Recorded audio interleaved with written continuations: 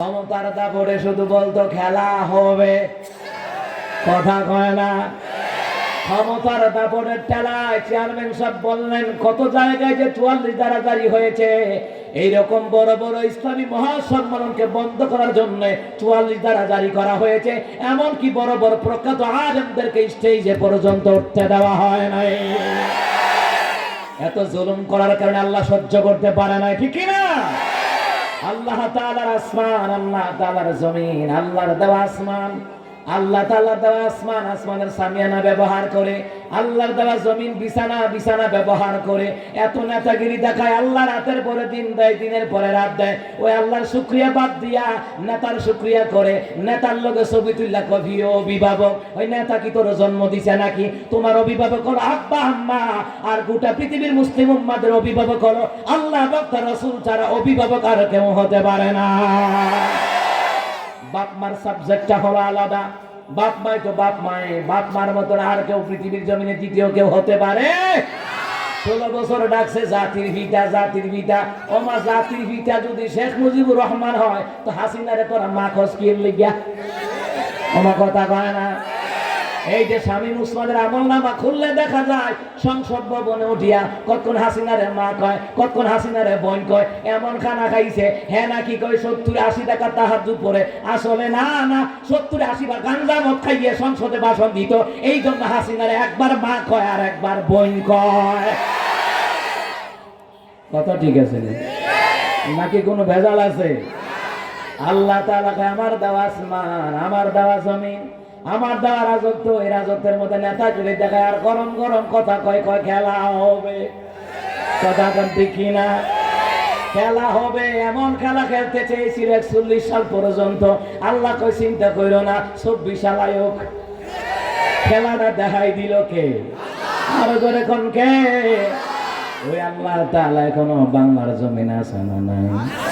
পৃথিবীর জমিনে আমার মাওলা আছে না নাই? শুধু এখন খেলা কই গেল? আলেমদেরকে নিয়ে 16 বছর খেলছো। জামাত ইসলামের আলেমদেরকে, হেফাজতের আলেমদেরকে বিএনপির নেতা কর্মীদের সাথে মিথ্যা হামলা মামলা এমন ভাবে দিয়েছে এলাকায় পর্যন্ত থাকতে পারে নাই। আমি 14 বছর ধরে এলাকায় গিয়ে 2 রাত ভালো করে শান্তিতে থাকতে পারি নাই। বাপ মার সাথে থাকতে পারি নাই। আমার বাপ মাও জানে না 14 বছর ধরে আমি বাড়িতে যাই, সকালে যাই বিকালে চলে আসি, আবার সকালে যাই দুপুরে চলে আসি। মাও জানে না, বাবাও জানে না দিলের মধ্যে কত কষ্ট। 16 বছর চাপা দিয়ে রাখছি। কোরআনের ময়দানে তো কথা বলতে পারতাম না, এলাকাও যাইতে পারতাম না। আমার মতন এমন নেতা বাংলার জমিনে, এমন আলেম ওলামা কোরআনের কর্মী আছে না নাই যারা এলাকায় থাকতে পারে নাই? কথা কণ্ঠে কেনা? ও মুসলমান, হয়তো আমার বাপ মা মিডিয়ার মাধ্যমে জানবে, কিন্তু আমার মাও জানে না, আমার বাবাও জানে না, আমার বংশের লোকেরাও জানে না। আমি বাড়িতে যাই, আব্বা আম্মাকে টাকা দিয়ে চলে আসি, বাপ মাও জানে না আমি কেন এলাকায় গিয়ে থাকি না। ও মুসলমান ইমানদারেরা, আমার মতন কত কোরআনের কর্মী, বিভিন্ন দলের নেতা কর্মীরা এলাকায় থাকতে পারে নাই, গায়েবী মামলা পর্যন্ত দিয়া দিছে, ও নিজেও জানে না কই দিয়া দিছে। কথা কোন ঠিক কিনা? আলেমদের কায়না করে নিছে, রিমান্ডে নিছে, বিভিন্ন দলের নেতা কর্মীদেরকে রিমান্ডে নিছে। এত জুলুম আল্লাহ সহ্য করতে পারে নাই। এত জুলুম করতে করতে ওরা কয় 41, আল্লাহ কয় 24 আগস্টের 5 তারিখে মামুর বাড়ি দিল্লি আল্লাহ পাঠায়া দিয়েছে। এখন তোদের খেলা কই গেল? শামীম ওসমাইনা বুরকা বলাইয়া ফালাইছে, বুরকা লাগাইয়া ফালাইছে। কথা কোন ঠিক না? তার অভ্যাস বুরকা লাগাইয়া ফলাই। কথা কোন ঠিক না? কোথায় আওয়ামী লীগ, কোথায় কাদের কাকা, কোথায় গেল ওই জালিমের গরম গরম কথা?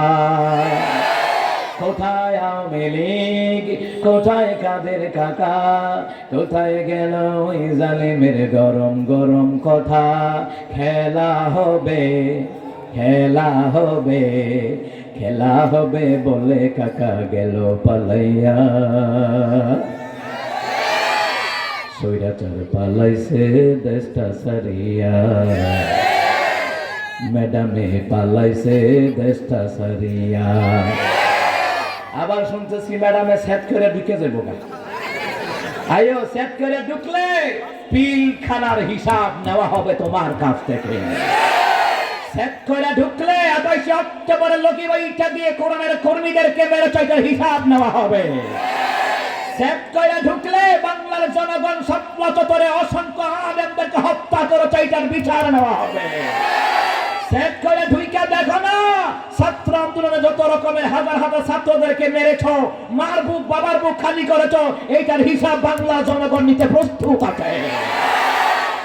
কথা কোন ঠিক কিনা? এই কথাগুলি স্বৈরাচারীদের কথাগুলি জেনে রাখার দরকার আছে না নাই? সব কথা বলতে বলেছেন কে? এর গায়ে জ্বালা উঠলে আমার কিছু করার নাই। আল্লাহ কয় হক কথা বলা লাগবে। নামাজ যেমন ফরজ, রোজা রাখা যেমন ফরজ, যাকাত দেওয়া যেমন ফরজ, হক কথা বলা ফরজ করে দিলেন কে? ইয়া আইয়ুহাল্লাযীনা আমানু তাকুল্লাহা ওয়া কুলু قولا سديدا। আল্লাহ তাআলা বলেন, হে ইমানদারগণ, তোমরা তোমাদের পরওয়ারদিগারকে ভয় করো, সদা সর্বদা সত্য কথা বলো। সত্য কথা বলতে বলেছেন কে?